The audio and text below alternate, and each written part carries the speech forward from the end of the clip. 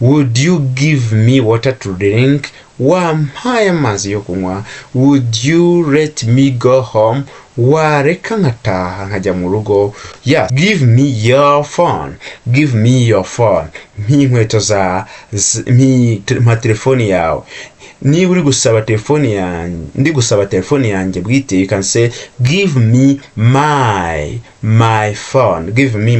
Iyi video irasoza ubasha gusaba service, ubasha gusaba ikintu umuntu runaka, ubasha gusaba uruhushya rwo gukora ikintu runaka. So Hello ladies and gentlemen, and welcome to today's lesson. This is Language Booster TV, the YouTube channel which helps you to learn 3 languages. These languages are English, Kiswahili, and Kinyarwanda.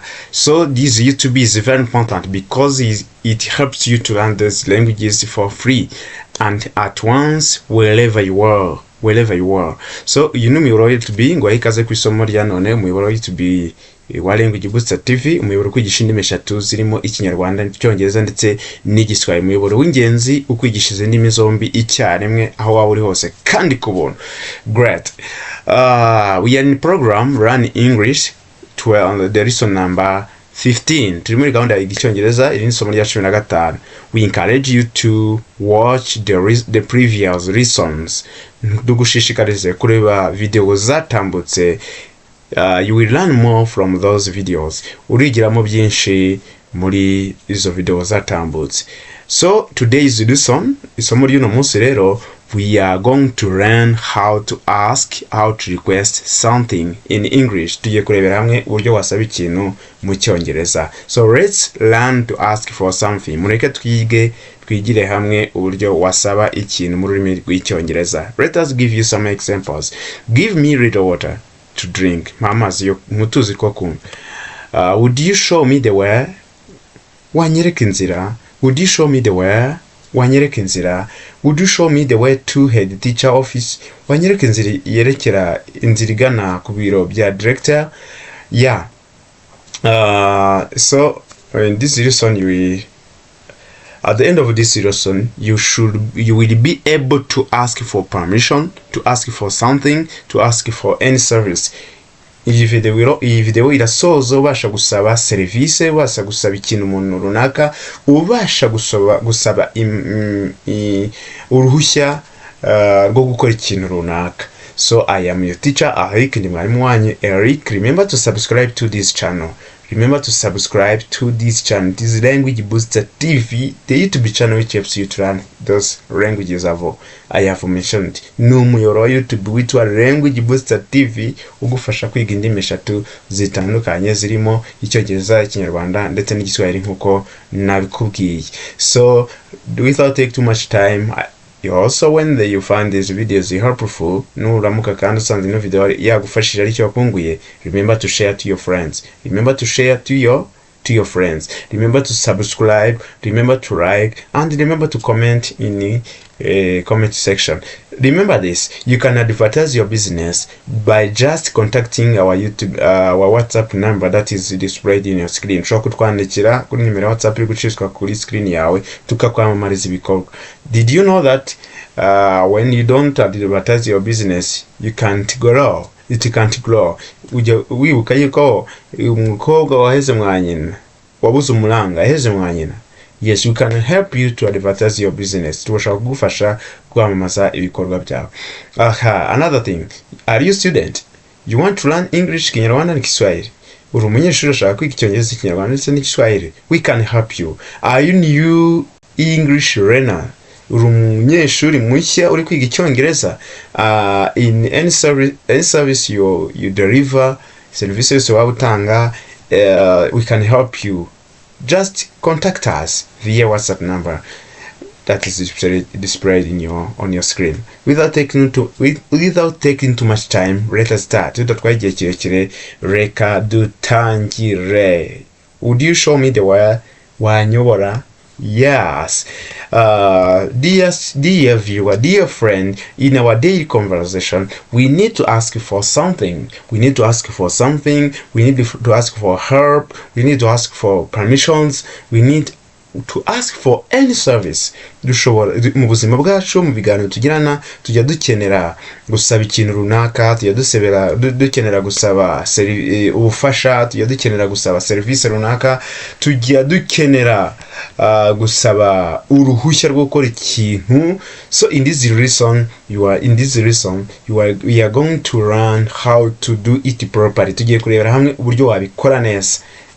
How can you ask for this in English correctly and properly? Right. Okay, let us go. The first way is to use the verb to give.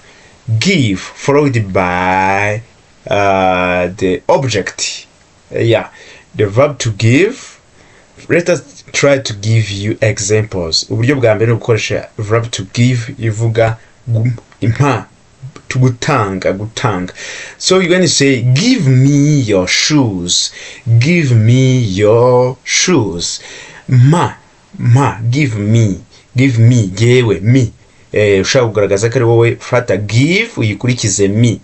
Give iherekejwe na me ukuzuzaho icyo uri gusaba. Give me your shoes. Me inkweto zawe. Give me your shoes. Your shoes. Your shoes ni inkweto zawe. Give me your shoes. Me inkweto zawe. Give me your phone. Give me your phone. Me inkweto za ma telefoni yawe. Niba uri gusaba telefoni yanjye, ndi gusaba telefoni yanjye bwite, you can say give me my phone. Give me my phone. Give me my phone. Mpereza telefoni yanjye. Give me water to drink. Give me water to drink. Mutuzi ko kunywa cyangwa se amazi yo kunywa. Give me time for rest. Give me time for rest. Maybe you have been working a long hours, whole hours, so you can ask for for your boss a time for rest. Ushobora kuba umaze amasaha menshi uri gukora, ugasaba umukoresha wawe igihe cyo kuruhuka. Uzabivuga gute? Uzabivuga uti give me the time for rest. Give me the time for rest. Great. Give me the time for rest. Another sentence.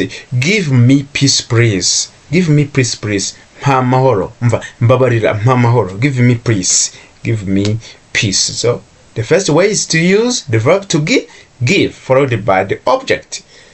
Verb to give kurikiwe n'icyuzuzo. Me ni njyewe.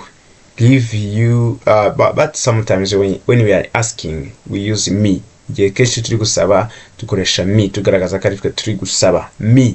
Give me your shoes. Me inkweto zawe. Give me my phone. Ma telefoni yanjye. Give me water to drink. Amazi yo kunywa. Right. You can complete with something you want.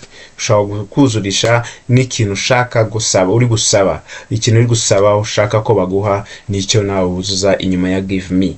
Right. Try to apply. Gerageza ubishyire mu bikorwa. Right. The next word is rate. Rate is also followed by object. Rate me, rate us, rate him, rate. Yes. Let me go. Let me go, please. Reka ngende. Reka. You are asking for permission. Uri gusaba uruhushya rwo gukora ikintu. Uzakoresha ijambo rate. Okay, for example, let us continue. Reka dukomeze. Yes, let me go. Reka ngende. Let me use your phone. Let me use your phone. Reka nkoreshe telefoni yawe. Let me. Reka nkoreshe telefoni yawe. Ndeka nkoreshe telefoni yawe. Let him help you. Let him help you. You see, let followed by him, and him stand for this object showing us that he is a boy. Iriya him bigaragaza ko ari umuhungu, ariko tukabikora nk'icyuzuzo cy'ishingizi inyuma y'ishimwe. Let him, mureke agufashe. Let him help you. Mureke agufashe. Let us work together. Let us work together. Let us walk together. Reka tujyane. Let us work together. You are asking permission to go with someone. Uri gusaba uruhushya rwo kujyana n'umuntu. Let us work together. Reka tujyane. Let me go. Let him go home. Let him, not let he. Him. It is him. Habayeho kwibeshya, ntabwo ari he ni him. Let him go home. Mureka tahe. Murakatahe. Mureke aje mu rugo. Right. Another way of asking, it is would. It is a polite request. Aka kajambo rwose mwihangane mugafate, na kajambo keza wakoresha uri gusaba kandi ukagaragaza ko usabye ufite ikinyabupfura mu byukuri, usabanye ikinyabupfura. Yes, the word would. For example, would you lend me your phone? There's a question mark there. Harari kakabas. Would you lend me your phone? Wantiza telefone yawe. Would you lend me your phone? Would you plus the verb, definitive verb. Would you lend me your phone? Wantiza telefone yawe. Would you give me water to drink? Wampaye amazi yo kunywa. Would you let me go home? Wareka nkataha nkajya mu rugo. Yes. Would you give me water? Wampaye amazi. Would you bring 2 cups of tea? Maybe you have gone in the cafeteria. You have gone in the canteen. You want 2 cups of tea. You can say, would you bring 2 cups of tea? Wazana ibikombe bibiri by'icyayi. Yes, mutuzana ibikombe by'icyayi. Mwatuzana ibikombe bibiri by'icyayi. Right. Would we sit here?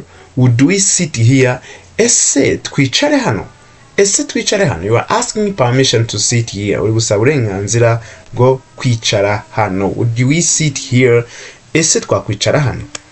Yes. Would you help us please? Wadufasha. Would you help us please? Wadufasha.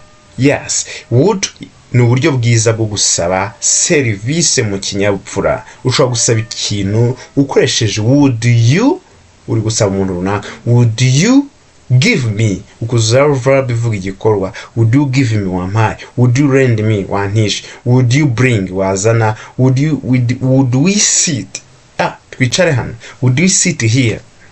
Yes. Write in the comment something you're asking me. Maybe you can say, would you teach us English? Watwigisha icyongereza? Write in the comment any request. Mu gihe utanga icyifuzo n'igitekerezo, koresha iri jambo kugira ngo tujane unyereke yuko koko mu byukuri wumvise ibyo nakwigishije. Great. Let us continue. You can use another word that is may. We can use may to ask for permission. May, it is used for asking also permission to do something. Dushobora gukoresha iri jambo may, iyi modal verb may, tushaka gusaba service, uburenganzira bwo gukora ikintu. Uburenganzira bwo gukora ikintu. Ushobora kubwira umuntu tese nje mu rugo ntahe. May I go home? Nje mu rugo. May I go home? Right. May we sit here? None se twicare hano. May we sit here? Twicara hanga. Yes. May we sit here? Twakwicara hano cyangwa se twicare hano. Yes. May we help you? Tubafashe. May we help you? Tubafashe. May I help you? Ngufashe. I. Njewe. May I help you? Ngufashe. Yes. May I come in? May I come in? Ninjire. May I come in? Ninjire. Yes. May I use your phone? Mbese nkoresha telefone yawe? Nakoresha telefone yawe. May I use your phone? Another one is, may we enjoy lunch together? Mbese twasangira ibyo kurya saa sita. May we share lunch together? Dusangire ibyo kurya saa sita se. May we share lunch? May we enjoy lunch together? Mbese twakwishimira, twasangirira hamwe ibyo kurya saa sita. Great. These are the ways of asking something. asking service and asking permission. Ubu nibwo buryo wakoresha usaba ikintu, usaba service cyangwa usaba uburenganzira bwo gukora ikintu runaka. Have you enjoyed the lesson? Ese wishimiye iri somo? Yes, if you have enjoyed the lesson, niba wishimiye iri somo, I hope you have already subscribed. Kubabikoze ndatekereza mwarakoze subscribe. Ababikoze mukaba mugarutse kuri bino video. Yes, I do appreciate your time you spend. Nukuri mbashimiye umwanya mumara mureba video zacu. I really appreciate the time you spend watching our videos. For newcomers, kubarebye video ubwa mbere, for newcomers, abashasha kuri no muyoboro, subscribe, kora subscribe, like, share, sangiza bagenzi bawe, and comment, wandika igitekerezo n'isomo wifuza kwiga ubutaha. Right. You can also visit our post. Ushobora gusura post zacu. You can do the questions that are uploaded here. Ushobora gukoresha gusubiza ibibazo biba byashyizwe ku iyo post. You can also vote when there is election. There is election that is posted there. Niyo hari amatora yashyizwe kuri iyo post, nawe tora, hitamo. Ushobora guhitamo isomo wifuza ko tuzakwigisha. Ushobora kuduha amakuru yerekeranye n'ibyifuzo byawe binyuze muri iyo votes, ukavotinga, ugahitamo aho mu byukuri ahagendanye n'ibyifuzo cyawe cy'isomo wifuza kwiga. Thank you very much. Thank you for your time you have spent. Urakoze cyane ku mwanya wawe maze watching this video, ureba iyi video.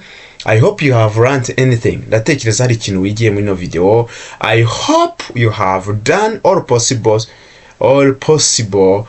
Ndizera ko wakoze igishoboka cyose so that you will get notified anytime new video is uploaded here. Ndatekereza hari icyo wakoze igishoboka cyose ku buryo uzamenyeshwa igihe cyose hari video nshya ishyizwe kuri ino channel. I am your teacher L15. I love you so much. See you again.